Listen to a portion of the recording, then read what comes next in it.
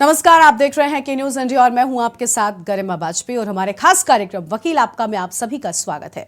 वकील आपका में आज हमारे साथ खास मेहमान होंगे, हाई कोर्ट से अधिवक्ता जुड़ेंगे और साथ ही साथ सुप्रीम कोर्ट के भी अधिवक्ता जुड़ेंगे। और अगर आपको भी वकील से कोई कानूनी राय चाहिए, कोई कानूनी सलाह, कोई कानूनी सहायता चाहिए तो आप देर मत कीजिए, अपना फोन उठाइए और स्क्रीन पर दिए गए नंबर्स पर आप हमें कॉल कर सकते हैं। और इस कार्यक्रम में हम आपको आपकी समस्या का लाइव समाधान दिलवाएंगे हमारे वकील साहब से। इसलिए आप अगर चाहते हैं कोई कानूनी राय, कोई कानूनी सलाह तो स्क्रीन पर दिए गए नंबर्स पर फोन मिलाइए। लेकिन इसके साथ साथ हम आपसे एक अपील भी करना चाहते हैं कि आप जब हमें फोन करें उस दौरान अपने टीवी के वॉल्यूम को या तो कम कर दें या फिर अपने टीवी से दूर जाकर हमसे बात करें, ताकि आपकी आवाज हम तक ठीक से पहुंचे, हम आपको ठीक से सुन पाएं और इसके बाद आपके सवाल का जवाब वकील साहब के द्वारा दिया जाएगा।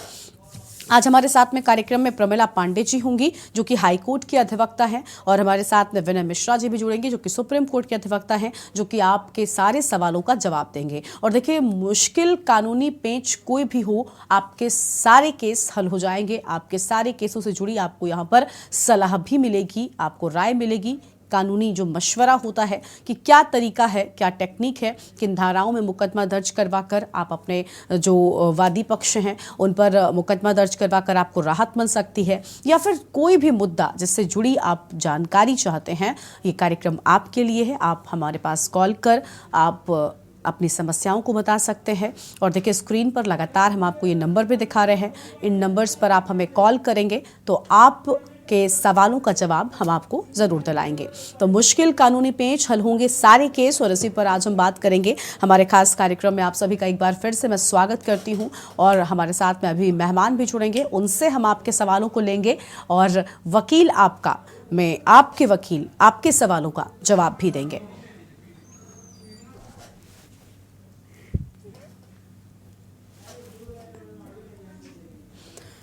तो देखिए, मुश्किल कानूनी पेच और हल होंगे सारे केस, इसी पर हम बात कर रहे हैं। और अगर आप भी चाहते हैं कोई कानूनी राय, कोई कानूनी मशवरा तो देर मत कीजिए, स्क्रीन पर दिए गए नंबर्स पर आप हमें कॉल कर सकते हैं। आपके सारे सवालों का जवाब, आपकी सारी समस्याओं का हल आपको इस कार्यक्रम के दौरान लाइव मिलेगा, इसलिए देर मत कीजिए और तुरंत हमारे दिए गए नंबर्स पर आप हमें कॉल कर सकते हैं। आपसे एक अपील है कि आप जिस वक्त हमें कॉल करें उस दौरान टीवी के वॉल्यूम को कम रखें, ताकि आप ठीक तरीके से हमें ऑडिबल हो, हम आपकी आवाज़ को सुन सकें और आपके सवाल को सुनकर उसका जवाब वकील साहब से आप ले सकें।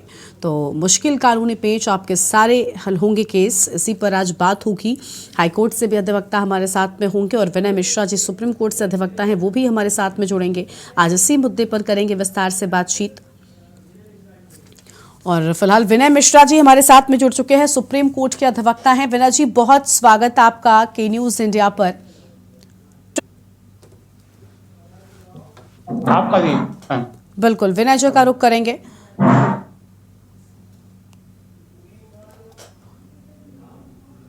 तो वकील आपका में विनय जी सवालों का जवाब देंगे, विनय जी के पास चलेंगे। लेकिन उससे पहले हम आपको बता दें कि आज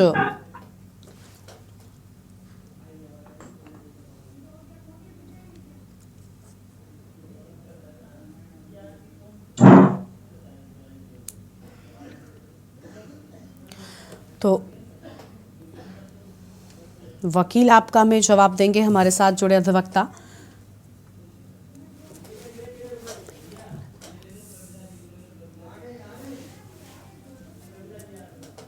और प्रमिला जी भी हमारे साथ में जुड़ेंगी, हाईकोर्ट के अधिवक्ता हैं। प्रमिला जी का भी स्वागत करते हैं। प्रमिला जी, बहुत स्वागत आपका आज के हमारे कार्यक्रम में। प्रमिला जी, आप हाईकोर्ट के अधिवक्ता हैं और आज हमारा कार्यक्रम वकील आपका में आप जुड़ी हैं। मैं चाहती हूं कि आप हमारे दर्शकों का जवाब तो दें जो सवाल उनकी ओर से आते हैं, लेकिन इसके साथ साथ दर्शकों की ओर से कुछ सवाल हमारे पास आए हैं, वो सवाल भी हम आपसे करेंगे और उनका जवाब हम आपसे चाहते हैं।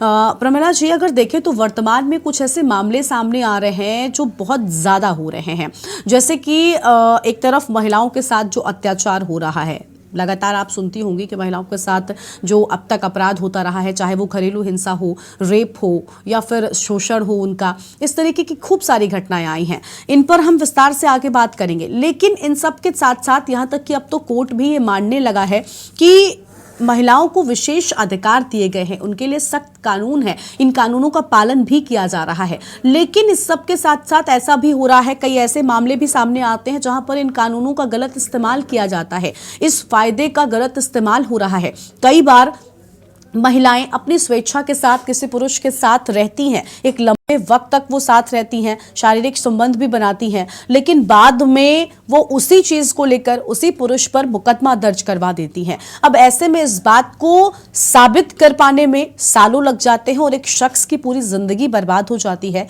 कई बार उस पूरे परिवार को घसीटा जाता है। क्या ऐसे मामलों में, क्योंकि सच जो है वो ही सामने आना चाहिए, न्याय का हकदार हर एक व्यक्ति है, वो कोई भी पक्ष हो, क्या आपको लगता है कि और सख्त कानून होना चाहिए ताकि ये जो झूठे मामले होते हैं, कई बार झूठे रेप के केस भी दर्ज कराए जाते हैं, इनकी पहचान कैसे हो और कैसे जो दोषी हैं इन चीजों में उनको सख्त सजा मिले? ऐसा है, जो अभी तक हमने अपना अनुभव किया है उसमें ये है कि जब कोई एफआईआर होती है इस तरह के केसेस की, तो उसमें पुलिस की भूमिका बहुत ज्यादा महत्व रखती है। आपने एफआईआर कर दिया, उसके बाद में पुलिस जो तफ्तीश करती है या जो कार्रवाई करती है उस पे अंकुश लगाना थोड़ा जरूरी है, क्योंकि पुलिस के हाथ में बहुत कुछ होता है और एक विवेचक की ही रिपोर्ट के आधार पे ही सारा केस भी डिपेंड करता है।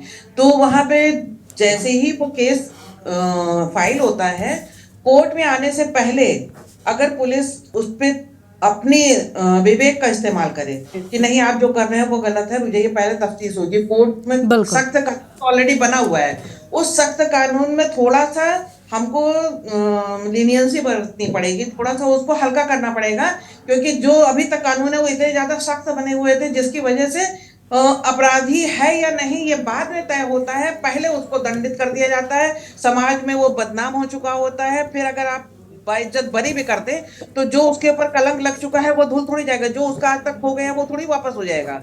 जी, ये पुरुषों के प्रति हो रहा है, ये ज्यादा बिल्कुल बिल्कुल। यानी आपको लगता है कि कानूनों में कुछ ना कुछ कहीं ना कहीं ढील बरती जानी चाहिए और एक जांच के बाद ही उस पर काम किया जाना चाहिए। ठीक है प्रमिला जी, हम और भी सवाल आपसे लेंगे, लेकिन उससे पहले कुछ दर्शक हमारे साथ में जुड़ रहे हैं, उनसे बातचीत करते हैं और उनके सवालों का भी आप जवाब दीजिएगा, उसके बाद हम अपने सवालों पर आएंगे। पवन जी हमारे साथ में जुड़े हैं हावड़ा से। पवन जी बहुत स्वागत आपका, क्या सवाल है आपका? हाँ, मेरा सवाल ये है कि मेरे केस चल रहा 15 साल से। जी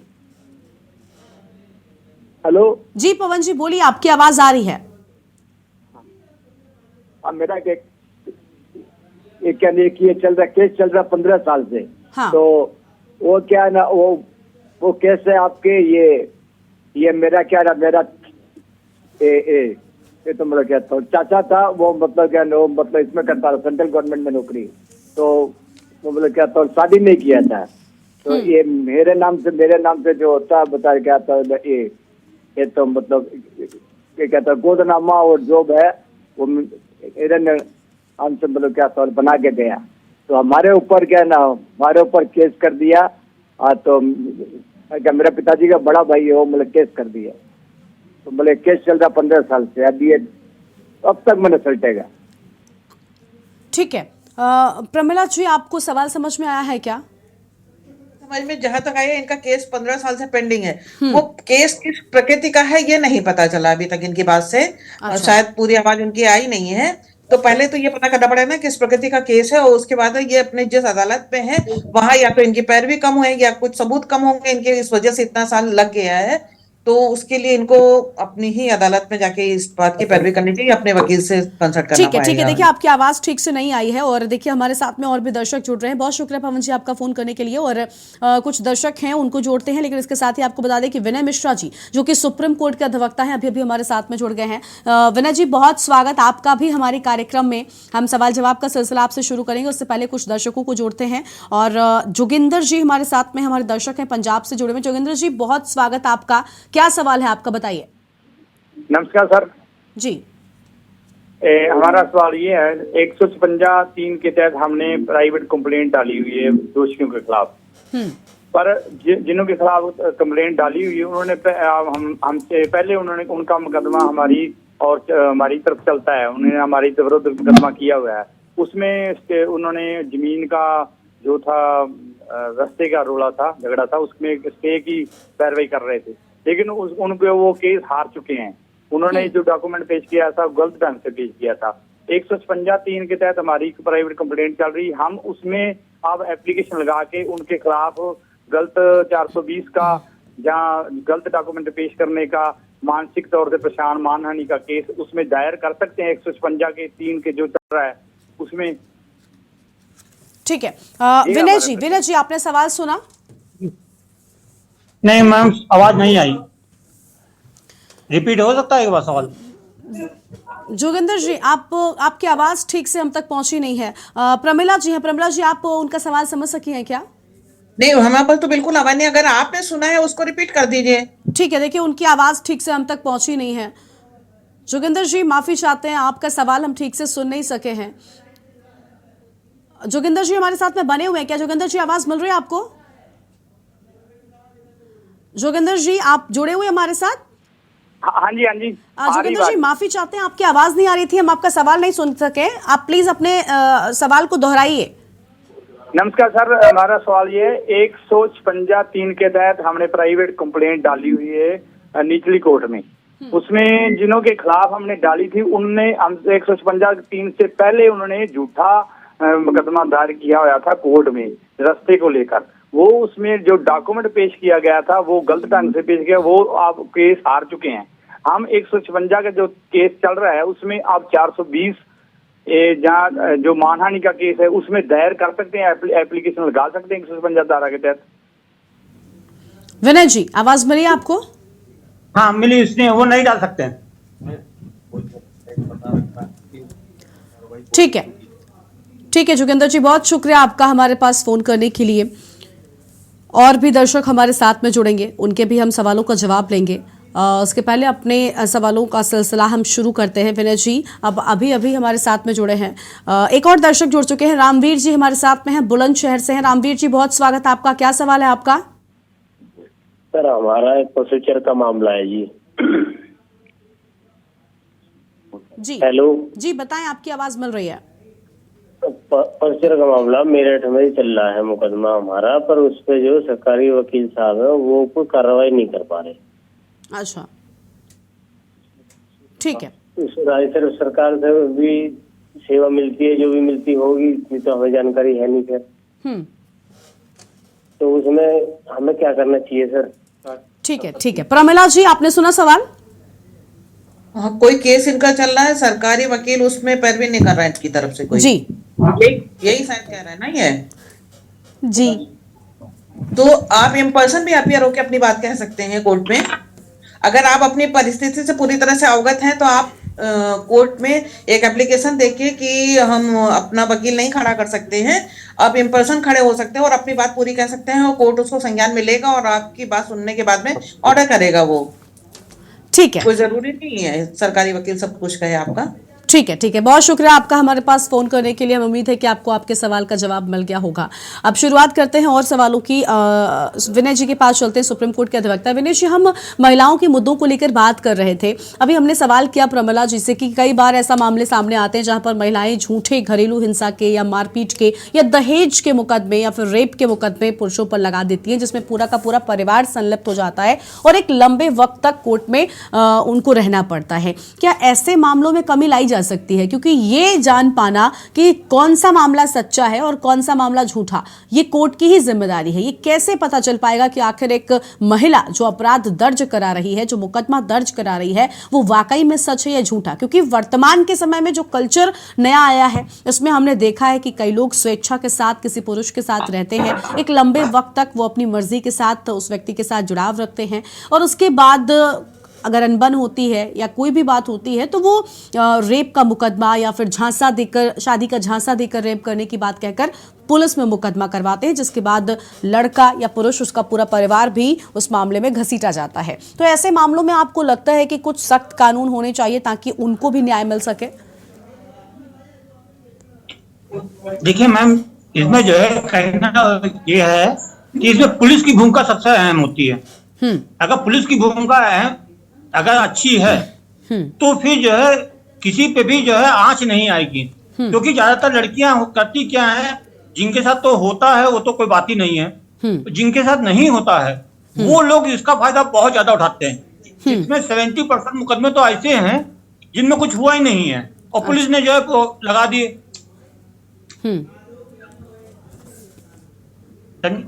और होता ही है अब पुलिस, मेरी समझ से इसमें पुलिस का करप्शन पहले बंद होना हमारे चाहिए। कहने में आपकी आवाज में पुलिस- कोई हम बताते हैं आपकी बात को।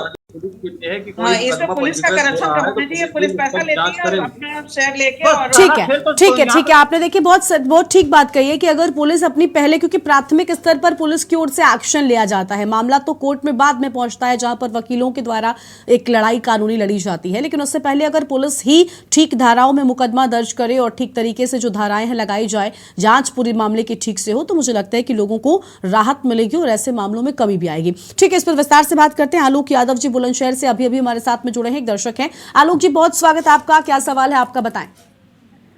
हेलो मैम, नमस्ते मैम। जी जी, मेरा ना प्रेम प्रसंग चल रहा था एक लड़की के साथ 2 साल से, और हम लोग सीरियस भी थे, लेकिन फिर अभी पता नहीं क्या हुआ उसे, वो अचानक से मुकर गई और अब उल्टा वो हम उससे बात किए तो उल्टा वो कहने लगी हम आपसे मुकदमा कर देंगे अगर हमको ज्यादा परेशान करोगे तो बताइए मैम, हम बड़ा परेशान है, हम क्या कर सकते हैं इसमें?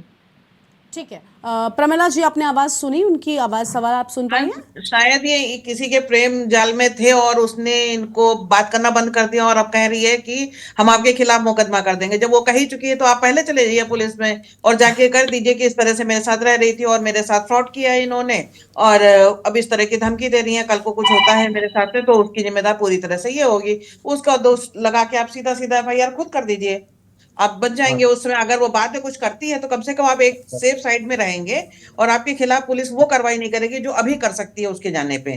ठीक है, इस तरह से आप सुरक्षित हो जाएंगे। ठीक है, हमें उम्मीद है आलोक जी आपको आपके सवाल का जवाब मिल गया होगा और माफी चाहती हूँ, आलोक जी कानपुर से थे हमारे साथ में, बुलंदशहर से नहीं थे। आलोक चौहान जी, माफी जगह, एक और दर्शक हमारे साथ में है, अजय चौहान जी हैं, लखनऊ से हैं। अजय जी, आपका भी बहुत स्वागत। क्या सवाल है आपका, बताएं।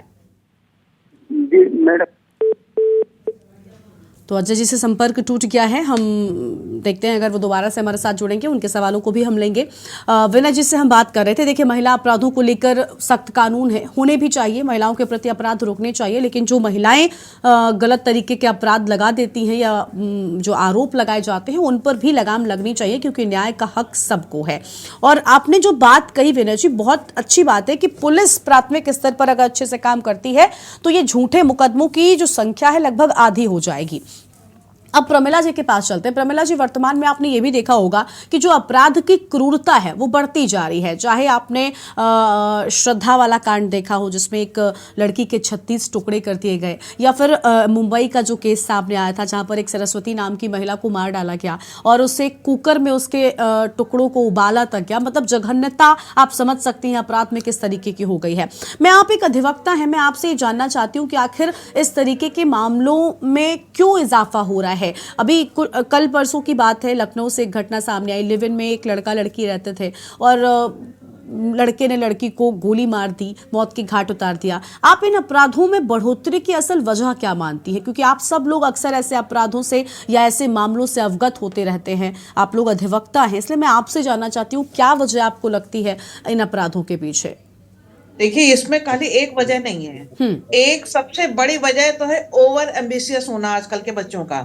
दूसरा, पेशेंस उनके अंदर बिल्कुल ना होना, माता पिता को बच्चों को समय ना देना, क्योंकि उनको ओवर एम्बिशियस बच्चे हैं तो उनके लिए उनको कमाने के लिए इतना जद्दोजहद करनी पड़ती है कि वो उतना समय नहीं दे पाते हैं और बच्चों का भावनात्मक रिश्ता किसी से रह ही नहीं गया है आजकल। दूसरा, ये एकल परिवार जो हो गए हैं उसकी वजह से भी ये सब अपराध की प्रकृति बढ़ती चली जा रही है। अब उसकी क्रूरता पे अगर हम जाते हैं तो क्रूरता का एक कारण ये भी है कि उनके सेंटिमेंट्स तो किसी से होते नहीं है और ना ही वो एक दूसरे का सम्मान करना उनको आता है। आजकल के बच्चे हैं, हम लोग अगर मोहल्ले का भी या कॉलोनी का कोई दिख जाता है, देश विदेश शहर से बाहर भी कहीं, तो हम उसे प्रणाम करना भूलते नहीं थे और कोई गलत काम करने से पहले 10 बार देखते थे कि कोई देख तो नहीं रहा है। आजकल के बच्चे आपको सामने देखते रहेंगे और वही कर्म करते रहेंगे जो उनको करना है। गलती कहीं आपने कर दी, उनको रोक के अगर समझाने की, तो आपको पलट के इतनी बदतमीजी से जवाब देंगे कि आप दोबारा सोचेंगे मर हो जाएगी। अब यही बात हम बार बार कह रहे हैं। अभी हम कहीं यहाँ पे निकले हुए थे किसी मॉल में, इतने मतलब उसको सोशल मीडिया पे अगर आप डाल दीजिए तो लोग इतना बुरी तरह से नोचने आपको लग जाते हैं जिसका कोई जवाब नहीं। फिर यही बात हम कहते हैं कि जब वो काटे जाती हैं तो फिर कैंडल मार्च क्यों, हा हा हो क्यों, हल्ला गुल्ला तमाम चैनलों पर क्यों, डिबेट सारे चैनलों पर क्यों, जिस समय वो बेहूदे कपड़े पहन के घर से निकलती हैं उस समय क्यों नहीं रोका जाता उनको, है? और अगर कोई टोक देता है तो उसके ऊपर लोग आरोपित करते हैं कि आप छोटे कपड़े पहनने वाले कौन। अभी सोशल मीडिया पे लड़के ने पोस्ट किया, एक वकील ने ही पोस्ट किया कि हाँ इस तरह से, और उसकी फोटो डाल दी उन्होंने, हालांकि चेहरा काट दिया था। उसके बाद भी महिलाएं ही उनके पीछे पड़ गई बुरी तरीके से। तो ये चीज गलत है ना। अभी एक यानी ये था आपको कि लगता है कि नैतिकता जो है वो बनी रहनी चाहिए, समाज में रहने का एक तरीका होता है, उसमें बाउंडेशंस अत्यधिक ना हो, लेकिन फिर भी कम से कम अगर उन चीज़ों को सामाजिक एक जो पैमाना बनाया गया है उन चीज़ों को करेंगे ठीक तरीके से तो ऐसे मामलों में जो बढ़ोतरी हो रही है वो नहीं होगी। खैर, इसके कई सारे कारण हो सकते हैं, सबकी अपनी राय भी हो सकती है। इसी पर हम विनय जी से भी जानेंगे उनकी राय क्या है, लेकिन उससे पहले दर्शक हैं कुछ जुड़ गए हैं, उनका भी रुख कर लेते हैं। अजय सिंह चौहान जी एक बार फिर से हैं। अजय जी, स्वागत आपका जी मैम, जी, अपना सवाल बताएं। मैम ये 2/11/2018 की मेरी एक घटना है। बच्चा मेरा MBA इस समय शुरू कर रहा है, उसको दरोगा जी से एक नेता मिली और वो घर से मांग के ले गया। वहाँ थाने पे बहुत मारे हो रहे थे, जिसके उपलक्ष्य में कोर्ट गया, सारे अधिकारियों को अवगत कराया। उसके बाद कोर्ट गया, जब कुछ न्याय नहीं मिला तो सारी प्रक्रिया 200, 202 और सारे बयान होने के बाद जिसके प्रति वो चालान कर रहे थे, वो बच्चा भी कोर्ट में जो है एक एफिडेविट लगाया। उसने कहा कि मेरे बच्चे के साथ उसकी कोई लड़ाई नहीं हुई। तो जब उनको जो आदेश पारित करना हुआ तो उसमें उन्होंने इस समय जो आदेश 6 महीने बाद, खैर ये आदेश इस समय दिया है कि प्रियंका चतुर्वेदी का एक हवाला उन्होंने दिया उत्तर प्रदेश का। तो एक पुलिस को ही जांच उन्होंने लिख दिया है। तो पुलिस, तो मेरा ख्याल है कि जब पुलिस को जांच लिखते हैं तो मुझे तो लग रहा है पुलिस आपस में फेवर करेंगे। इसी से संबंधित मैं जानना चाह रहा था। ठीक है, शुक्रिया आपका अजय जी हमारे साथ जोड़ने के लिए। राम बाबू जी हमारे साथ में है वाराणसी से। राम बाबू जी, बहुत स्वागत है आपका, हमारे दर्शक हैं जी। राम बाबू जी बताइए क्या सवाल है आपका। प्रणाम।